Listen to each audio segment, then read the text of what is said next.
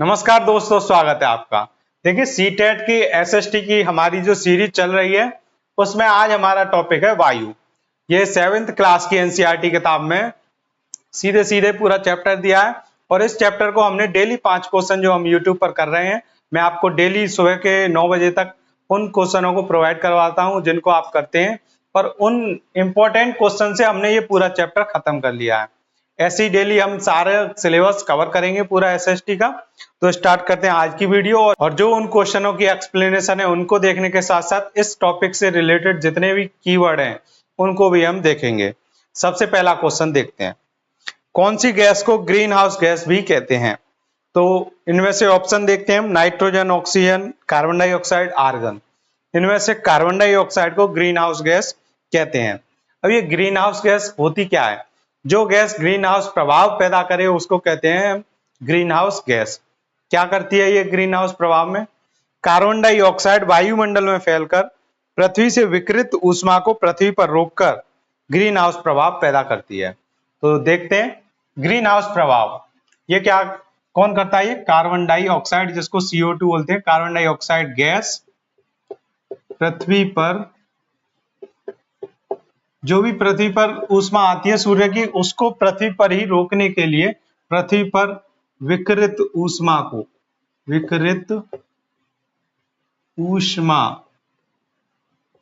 को रोकने का काम करती है, और इसी पूरी प्रक्रिया को हम बोलते हैं ग्रीन हाउस प्रभाव। ठीक है, जो पृथ्वी पर ऊष्मा रोक रही है ये, इसी को ग्रीन हाउस प्रभाव कहते हैं। अब ये ऊष्मा जो अगर ना होती है हमारी धरती पर तो हमारा जीवन संभव ही नहीं हो पाता। तो ये कार्बन डाइऑक्साइड हमारे लिए तो बहुत जरूरी है, लेकिन अब इसके बढ़ने पर क्या हो रहा है?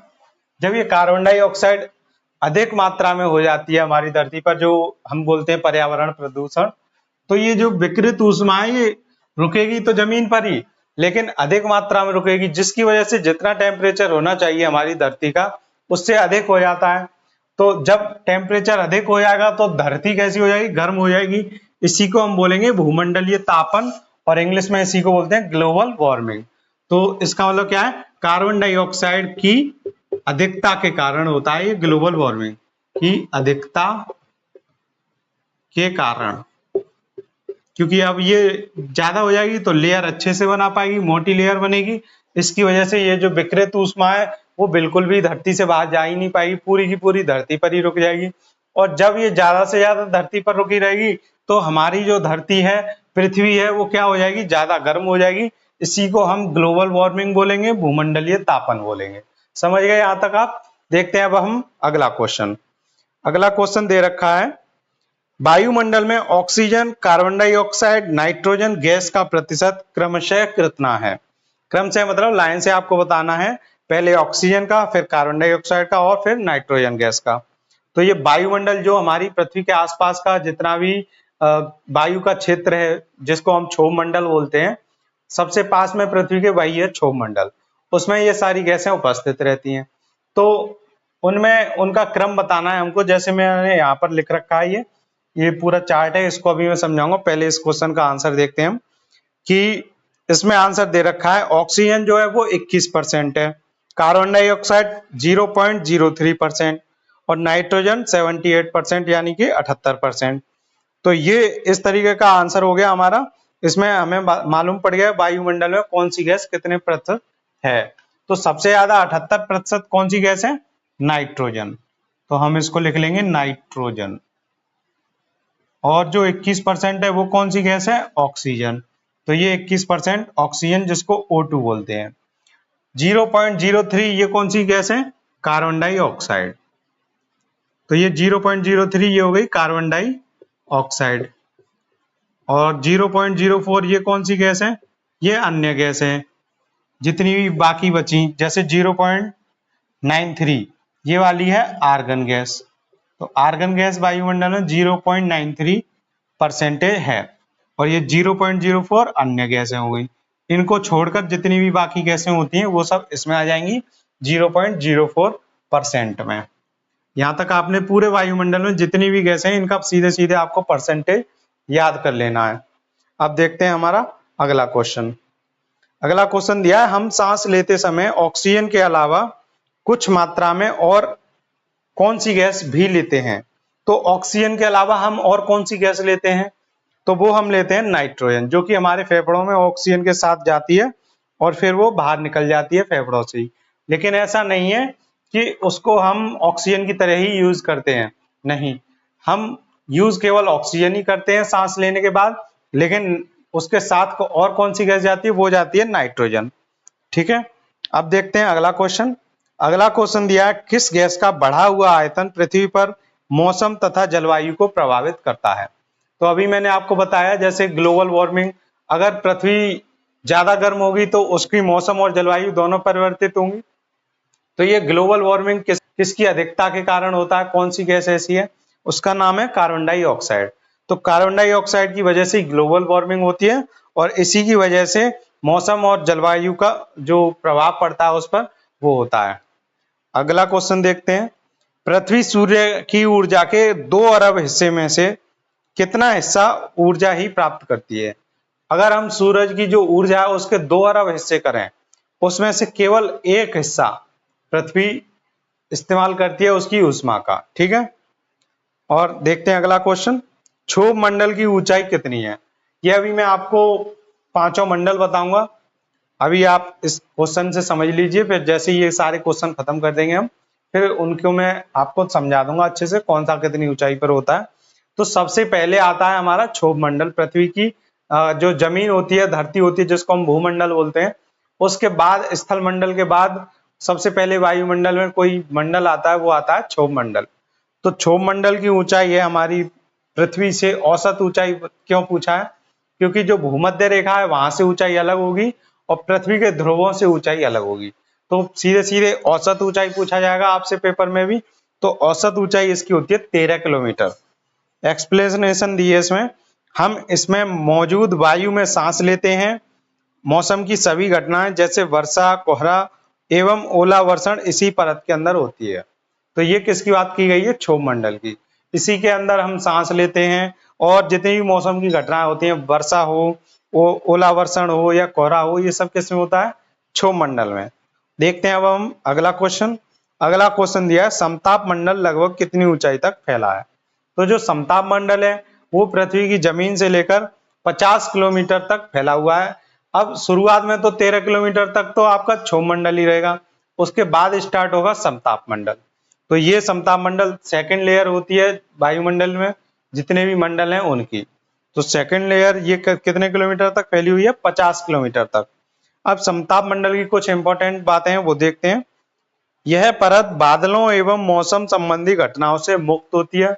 यहाँ पर कोई भी मौसम की जो घटना होती है वो नहीं होती है, ना वर्षा होती है यहाँ पर, ना कुछ भी ओलावर्षण, कुछ नहीं होता है। ठीक है, अगला पॉइंट दिया है, इस परत की परिस्थितियां हवाई जहाज उड़ाने के लिए आदर्श होती हैं। आपसे सीधे सीधे एग्जाम में ये पूछा जा सकता है, किस वायुमंडल में या किस परत में हवाई जहाज को उड़ाना उसके लिए आदर्श रहेगा? तो आपका आंसर होगा सीधे सीधे समताप मंडल में। अगला पॉइंट दिया है, इसमें ओजोन गैस की परत होती है जो कि सूर्य से आने वाली हानिकारक किरणों, परावैंगनी किरणों से हमारी रक्षा करती हैं। तो ये भी आपका एक तरीके से दूसरा क्वेश्चन बन सकता है कि सूर्य से निकलने वाली परावैंगनी किरणों से कौन से मंडल में ओजोन गैस हमारी सहायता करती है, या फिर आपसे सीधे पूछ ले कौन सी गैस हमारी सहायता करती है? तो ओजोन गैस हमारी समताप मंडल में सहायता करती है परावैंगनी किरणों से। ठीक है, अगला क्वेश्चन देखते हैं, मध्य मंडल की लगभग ऊंचाई कितनी है? तो मध्य मंडल की लगभग जो ऊंचाई है वो है 80 किलोमीटर। यह वायुमंडल की तीसरी परत है, समताप मंडल के बाद आता है मध्य मंडल। अब देखते हैं अगला क्वेश्चन, अंतरिक्ष से प्रवेश करने वाले उल्का पिंड किस परत में आने पर जल जाते हैं? तो ऐसी कौन सी परत है जिसमें आने पर अंतरिक्ष से जो उल्का पिंड आ जाते हैं कभी कभी, वो उनका गुरुत्वाकर्षण सूर्य से हट जाता है, तो वो कहाँ आकर गिरते हैं? कभी कभी हमारी पृथ्वी पर, या फिर पृथ्वी का गुरुत्वाकर्षण उन्हें अपनी ओर आकर्षित कर लेता है। तो वो जैसे ही पृथ्वी के मध्य मंडल में आते हैं वो क्या होते हैं? ऑटोमेटिक जल जाते हैं। तो इसका आंसर होगा मध्य मंडल।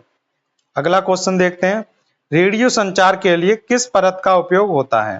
तो रेडियो संचार के लिए जिस परत का उपयोग होता है उसका नाम है बाह्य मंडल। तो बाह्य मंडल में जितना भी रेडियो संचार है वो बाह्य मंडल में होता है। इसमें होता क्या है, पृथ्वी से प्रसारित रेडियो तरंगें इस परत द्वारा पुनः पृथ्वी पर परावर्तित कर दी जाती हैं। तो पृथ्वी से जाएंगी वायुमंडल तक और वहां से टकराकर फिर दोबारा पृथ्वी पर वापस आ जाएंगी। तो इसका आंसर हो गया हमारा वायुमंडल रेडियो संचार के लिए उपयोग होता है। अगला क्वेश्चन देखते हैं, सूर्य से आने वाली वह ऊर्जा जिसे पृथ्वी रोक लेती है क्या कहलाती है? तो सूर्य से जो भी ऊर्जा आती है और जिसको पृथ्वी रोक लेती है, इस पूरी प्रक्रिया को हम बोलते हैं आतपन। ठीक है, आतपन बोल दीजिए या सूर्यताप। जो आतपन है या सूर्यताप हो, उसकी मात्रा भूमध्य रेखा से ध्रुवों की ओर घटती जाएगी। सबसे ज्यादा भूमध्य रेखा पर होगी आतपन की मात्रा और ध्रुवों पर कम होती जाएगी। क्यों? क्योंकि जो भूमध्य रेखा है वो पृथ्वी के बीचों बीच में, उस पर सूर्य का प्रकाश वर्ष भर पड़ेगा पूरा का पूरा। ठीक है, जबकि ध्रुवों पर 6 महीने अच्छे से प्रकाश एक ध्रुव पर पहुंचेगा और 6 महीने दूसरे ध्रुव पर पहुंचेगा। इस बीच में एक ध्रुव बिना सूर्य के प्रकाश के रहता है। ठीक है, तो इस वजह से जो ध्रुवों पर उसकी आतपन है वो घटती जाती है और भूमध्य रेखा पर सबसे ज्यादा होती है। अगला क्वेश्चन देखते हैं, वात दिग्दर्शी किसकी दिशा दर्शाता है? जो वात दिग्दर्शी है वो वायु की दिशा यानी कि पवन की दिशा दर्शाता है। तो जो वात दिग्दर्शी एक यंत्र है, जैसे थर्मामीटर होता है वो हमारे बॉडी का टेम्परेचर बताता है, ऐसी वात दिग्दर्शी पवन की दिशा है उसको बताता है। ठीक है, अगला क्वेश्चन देखते हैं, क्या पवन और वायु में अंतर है? तो इसका जवाब है हाँ, वायु में सारी गैसें होती हैं, जबकि पवन क्या होती है? पवन उच्च दाब क्षेत्र से निम्न दाब क्षेत्र की ओर वायु की गति को कहते हैं। तो जो वायु है उसी को पवन बोलते हैं, जब बोलते हैं जब वो उच्च दाब क्षेत्र से निम्न दाब क्षेत्र की ओर गति करती है। ठीक है, अगला क्वेश्चन देखते हैं। अगला क्वेश्चन दिया है, पवन को मुख्यतः कितने प्रकारों में विभाजित किया जा सकता है? जो पवन है उसको मुख्यतः 3 भागों में विभाजित किया जा सकता है। तो ये 3 भाग क्या है? एक तो स्थायी पवन है, जो एक ही जगह हमेशा पूरे वर्ष भर सालों साल एक ही जगह पर वो चलती हैं, उनको बोलते हैं हम स्थायी पवनें। दूसरा दिया है मौसमी पवनें। मौसमी पवनें ऐसी होती हैं गर्मी में कभी चलेंगी, कभी सर्दी में, कभी 1 महीने के लिए, कभी 2 महीने के लिए। ठीक है, इनका एक मौसम होता है, उस मौसम में वो आती हैं और उस मौसम के बाद फिर वो चली जाती हैं।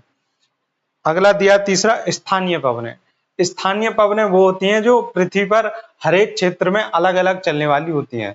जैसे भारत में, उत्तर भारत में जो गर्म हवा चलती है गर्मियों में, उनको हम लू बोलते हैं, ये कहलाएंगे स्थानीय पवनें। ठीक है, अगला क्वेश्चन देखते हैं अब हम, वायुमंडल में ऊपर जाने से वायु दाब पर क्या प्रभाव पड़ता है? अगर हम वायुमंडल में ऊपर जाते आएंगे, जमीन से लेकर धीरे धीरे ऊपर की ओर जाएंगे अंतरिक्ष की ओर, तो क्या होगा? जो इसका वायु दाब है वो घटता जाता है। इसकी एक्सप्लेनेशन देखते हैं। वायुमंडल में ऊपर की ओर जाने पर वायु दाब तेजी से गिरने लगता है। अगला पॉइंट, समुद्र स्तर पर वायु दाब सर्वाधिक होता है। तो समुद्र स्तर पर वायु दाब सर्वाधिक होता है, ये याद रखना है आपको। अगला पॉइंट दिया, अधिक तापमान वाले क्षेत्र में निम्न वायु दाब और कम तापमान वाले क्षेत्र में उच्च वायु दाब होता है। जहां पर सर्दी होंगी वहां पर वायु दाब उच्च होगा और जहां पर गर्मी होंगी वहां पर वायु दाब क्या होगा? निम्न होगा। क्योंकि गर्मी का मतलब सीधे सीधे वहां का टेम्परेचर ज्यादा हो गया और सर्दी का मतलब वहां का टेम्परेचर कम हो गया। ठीक है, अगला पॉइंट दिया है, वायु सदैव उच्च दाब क्षेत्र से निम्न दाब क्षेत्र की ओर चलती है, तो ये हमको पता है। अगला क्वेश्चन देखते हैं, वायुमंडल की सबसे महत्वपूर्ण परत कौन सी है? वायुमंडल की जो सबसे महत्वपूर्ण परत है वो है हमारी पृथ्वी के सबसे पास वाली परत, जिसका नाम है क्षोभ मंडल। तो क्षोभ मंडल वायुमंडल की सबसे महत्वपूर्ण परत होती है। अगला क्वेश्चन देखते हैं, व्यापारिक पश्चिमी एवं पूर्वी पवनें किस प्रकार की पवनें हैं? जो व्यापारिक पश्चिमी और पूर्वी पवनें हैं ये स्थायी पवनें हैं, यानी कि साल भर ये एक ही जगह रहेंगी, ये वहां से हटेंगी नहीं। ऐसा नहीं है कि 6 महीने यहाँ चल रही है, 6 महीने कहीं और चल रही है। तो स्थायी पवनें एक ही जगह की होती हैं, वहीं के वहीं चलती हैं। ठीक है, ये पवन वर्ष भर लगातार निश्चित दिशा में चलती रहती हैं, ये इसकी एक्सप्लेनेशन है। तो जो व्यापारिक पश्चिमी पवनें हैं और पूर्वी पवनें हैं, ये क्या करती हैं? वर्ष भर लगातार निश्चित दिशा में चलती रहती हैं। अगला क्वेश्चन देखते हैं, लू किस प्रकार की पवनें हैं? जो लू होती है वो मैंने अभी आपको बताया था, भारत में चलती है, तो ये एक स्थान में चलती है स्पेशली, तो लू स्थानीय पवनें होंगी। इसकी एक्सप्लेनेशन दी है, ये पवनें किसी छोटे क्षेत्र में वर्ष या दिन के किसी विशेष दिन विशेष समय में चलती हैं। अगला क्वेश्चन दिया है, कौन सी गैस हमें सूर्य की हानिकारक किरणों से बचाती है? तो ये मैंने अभी आपको बताया था, ओजोन गैस। तो ओजोन गैस हमें सूर्य की हानिकारक किरणों से बचाती है। और ये हानिकारक किरणें कौन सी होती हैं? इनको हम बोलते हैं परावैंगनी किरणें। अगला क्वेश्चन दिया है, क्रियाविधि आधार पर वर्षा के कितने प्रकार होते हैं? तो वर्षा 3 प्रकार की होती है। एक तो होती है संवहनी वर्षा, दूसरी होती है पर्वतीय वर्षा और तीसरी होती है चक्रवाती वर्षा। तो आपको मैं ये थोड़ा एक्सप्लेनेशन करके बता दूं चैप्टर से कि ये वर्षा के जो 3 प्रकार हैं ये वायु के आधार पर बांटे गए हैं। तो आप ये फोटो देख सकते हैं, ठीक है। अब मैं आपको एक एक करके इसको एक्सप्लेनेशन कर रहा हूँ। सबसे पहले आप ये देखिए चक्रवाती वर्षा को। चक्रवाती वर्षा में क्या हो रहा है, ठंडी वायु है वो तो चल रही है गर्म वायु की तरफ, जिधर वर्षा हो रही है उसकी दिशा में, और गर्म वायु जो है वो चल रही है जमीन से ऊपर की तरफ, बादलों की तरफ। अगर ऐसा होता है तब जो वर्षा होती है उसको हम बोलते हैं चक्रवाती वर्षा, कि जो ठंडी वायु है वो तो वर्षा की तरफ जा रही है और गर्म वायु कहाँ जा रही है, बादलों की तरफ। तो अब जो वर्षा होगी वो होगी चक्रवाती वर्षा। अगला दिया है आर्द्र वायु, जो जमीन से ऊपर की तरफ जा रही है नमी की तरह और ऊपर से वर्षा हो रही है, तब जो वर्षा होगी उसको हम बोलेंगे पर्वतीय वर्षा। ये कहाँ हो रही है, पर्वत पे हो रही है। यहाँ पर आर्द्र वायु होती है पर्वतों पर। आर्द्र वायु मतलब जिस वायु में नमी ज्यादा होती है उसको हम बोलते हैं आर्द्र वायु, ठीक है। अगला दिया है हमारा संवहनी वर्षा। संवहनी वर्षा में क्या होता है, जमीन से सीधे सीधे जो गर्म वायु है वो सीधे सीधे वर्षा की विपरीत दिशा में, यानी वर्षा तो गिर रही है जमीन पर और गर्म वायु जा रही है जमीन से ऊपर वर्षा की दिशा में, जहां से वर्षा आ रही है उसी दिशा में। तो इस टाइम पर जो वर्षा होगी उसको हम बोलते हैं संवहनी वर्षा। तो इस तरीके से वर्षा के 3 प्रकार हो गए वायु के आधार पर। तो ऐसे आज हमने सारे चैप्टर के पूरे क्वेश्चन खत्म कर लिए। अब मैं आपको लास्ट में ये जो मंडल हैं इनको एक एक करके एक्सप्लेनेशन कर दूं, 5 मंडल को, फिर ये आपका पूरा चैप्टर खत्म हो जाएगा। अब देखते हैं हम एक एक करके हमारे सारे मंडल। तो सबसे पहला दिया है हमारा क्षोभ मंडल। जो क्षोभ मंडल है उसकी पृथ्वी से लेकर जो ऊंचाई है वो कहाँ तक फैला हुआ है, 13 किलोमीटर तक फैला हुआ है। ये औसत ऊंचाई है, ये अभी हमने देखा था क्वेश्चन है।